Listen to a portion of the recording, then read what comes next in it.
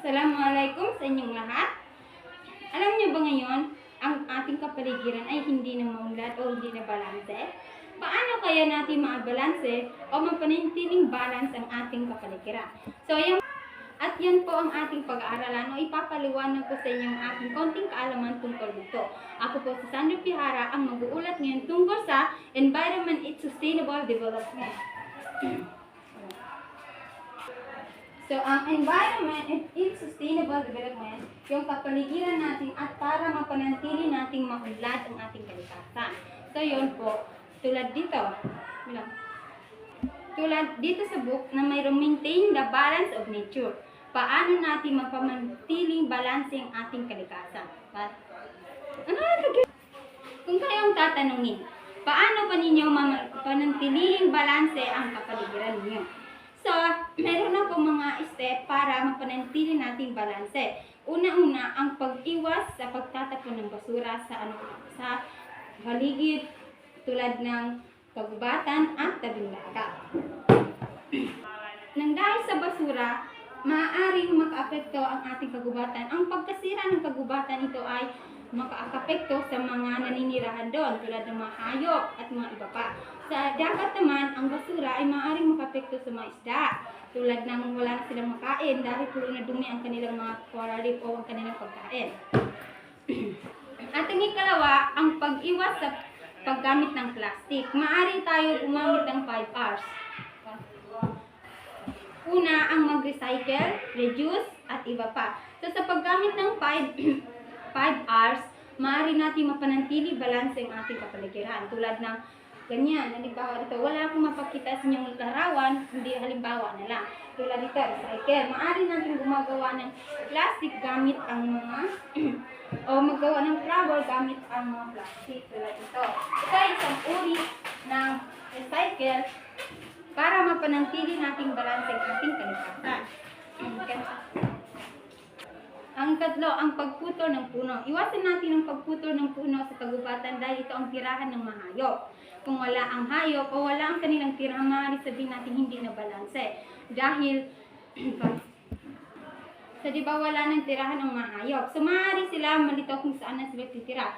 So, ang hayop ay makaproduce ng carbon dioxide. So, hindi na sila makaproduce ng kinakailangan ng plants. At ika-apat, panantilihing malinis ang hangin. So, sa pananatili natin malinis ang hangin, bawal tayo magsunog ng mga plastic. Ayon sa mga iba, ginagawa nila yung mga plastic, ibaon na lang sa lupa. Yung mga bulok at nabubulok ay kanilang iiba. Yung nabubulok ay nasa isang lalagyan. Tapos nabubulok sa isang namang lalagyan. Parang ganun, parang ma-maintain nila o kung ano ba ang kailangang gamitin ay gagamitin nila ulit tulad ng mga plastic. Panghuli, ang edukasyon at kamalayan. Mahalaga ang edukasyon para matutunan natin kung paano ibalanse ang ating kalikasan at kaalaman tungkol sa ating kapaligiran. So ngayon, di ba natalakay na natin maintenance of balance in nature. Ngayon, papaliwanag ko naman ang balance of nature. Kapag sinabi natin balance of nature, ito yung balanse ng kalikasan o ang pagbalance ng ating kalikasan. So, paano kaya natin mabalanse ang ating kalikasan? Tulad ng masabi ko kanina. So, malalaman lang natin kapag balanse ang kalikasan tulad ng may maraming hayop, maraming mga plants, maraming mga halaman na kanilang maaaring tirahan o makapag-supportive sa kanilang kinakailangan. Tulad ng sa dagat, coral reef, maraming mga coral reef o maraming mga isda na ninirahan doon sa coral reef na maaaring mag-produce o mag-produce ng mga pagkain sa mga tao. Kaya mapapanatili natin o kaya alam natin na balanse ang nature natin. Halimbawa ng balance of nature. Tulad ng sa bundok, may maraming taong na naninirahan ang mga kambing dito na ang kanilang mabilang ay 300. Tapos, kapag ayon sa aking research, kapag daw ang kanyang bilang ay konti lang yung kanilang agwat tulad ng 320 o 260 ay maaari nating masabi stable pa rin. Dahil ang kanyang yung dami ng dati, di ba, 300. So, konti lang nababawas sa kanya o konti lang yung madagdag. Kapag halimbawa, yung bilang ng kambing ngayon ay 400 na, ang ibig sabihin ay hindi stable. May nangyayari na sa kanilang mga populasyon. Isa pang halimbawa ng balance of nature ay ang concern the weather. So, masasabi natin concern ng weather tulad ng, di ba, ang weather ay temporary lang. Halimbawa, uulan ngayon, tapos bukas ay hindi. Parang ulan at saka araw. Parang ganun, parang ulan, yung parang pag ulan, araw. O yan ay stable lang sa ating mga pagbalance ng ating nature. Kapag sinasabi natin tag-araw ng isang buwan o isang taon ay hindi na yung balance sa ating kalikasan. Maaaring makasira sa ating mga ecosystem o sa population ng mga species dito sa mundo. O species dito sa mundo. At ang huli ay ang interdependence and balance of nature. Pagtutulungan ng mga organismo para ibalanse ang ating kalikasan. Halimbawa ng pagtutulungan nila.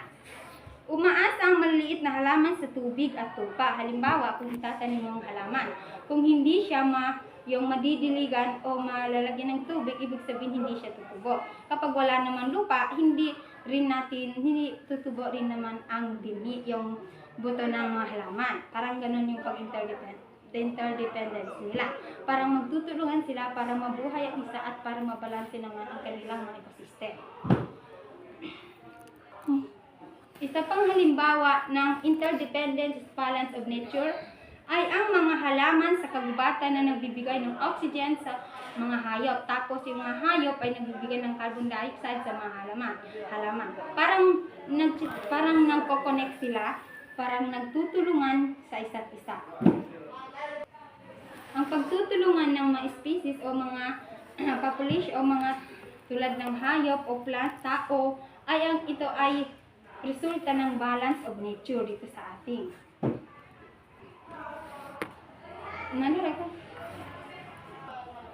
Manatiling balance dito sa ating ecosystem.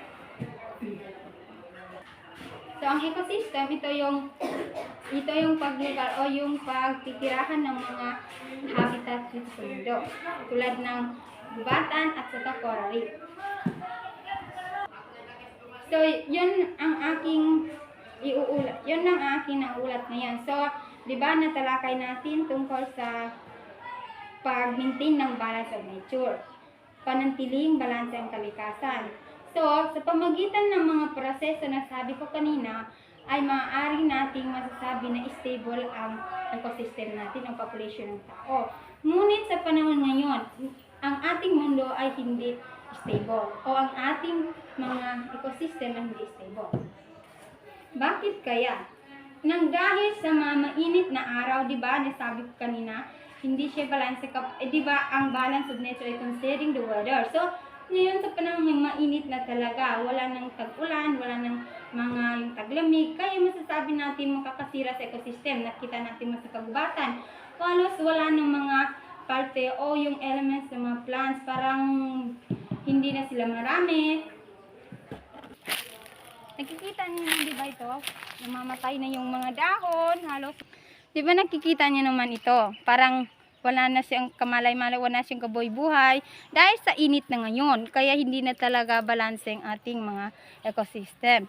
Ito yung maari dito maninirahan ang mga bird o mga insect. Tulad nyo, nakita ba? Parang wala nang hayop dito naninirahan. Di ba dati kapag punta tayo sa kagubatan may mga caterpillar o may mga paro-paro. Ngunit yun wala na, di ba? Parang iniiwasan nila. Nakikita niyo ba yung manok o yung hayop na yung parang yun yun, nag-iisa na lang sila. Parang wala silang ka-interact o mga ka-relatives. Parang ganon. Di ba nakikita naman natin tulad ng gakte. Di ba maraming mga animals, maraming lumilikad ng mga butterfly, maraming mga plants, namumulaklak. Ngunit ngayon, nang dahil hindi na balance ang ating ecosystem, ay hindi na rin magandang tingnan ng ating mga kapaligiran. So, kaya ito lang ang aking paalala sa inyo. Pakiusap, kapag kung sino mang gumagamit ng plastic, maaari ninyong i-recycle, huwag magtapon kahit saan man. Dahil maaari ito makaakos sa mga population o sa land. At isa pa, ang paggamit ng enerhiya.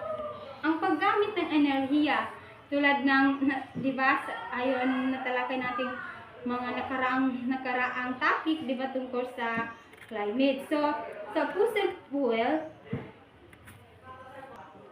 parang yung kuryente na ginagamit natin yung, in short, enerhiya. Yung paggamit natin ng electric fan o yung power plant, di ba? Ito yung ang kanyang carbon, ang kanyang gas ay nakakasira sa ating atmosphere ng dahilan kaya mainit ngayon ang mundo. Kaya naman hindi na ma-absorb ng ating atmosphere ang init nito kaya wala talagang ulan. Kaya iwas-iwasan natin gumagamit ng mga tulad ng electricity, tulad ng mga kagamitan tulad ng teknolohiya. Maaari naman tayo gumagamit ng solar o wind system. At isa pa, pag-iwas sa pagputol ng mga puno tulad ng daging. Dahil makaapekto rin sa mga ecosystem doon na ninirahan sa kagubatan tulad ng hayop na nakita niyo kanina. Na wala na sila, kawatak-watak na sila dahil hindi na alam kung saan, wala na silang makukunan prutas o makukunan ng mga ano-ano pag nilang kailangan. Kaya pakiusap, panantilihin natin balanse ang ating kalikasan para makita natin ang kinabukasan ng mundo na sa magandang landas. Di ba maganda sa paningin kapag nakita natin sariwa ang ating paligid at hindi tayo magkakasakit kung ang ating ecosystem ay stable. At yan lang po ang ating ulat ngayong araw. Sana may nakuha kayo at sana may nakuha kayong kahit konting kaalaman tungkol sa ating environment at pag-develop sa ating nature. At maraming salamat po, ako ulit si Sandra Pihara.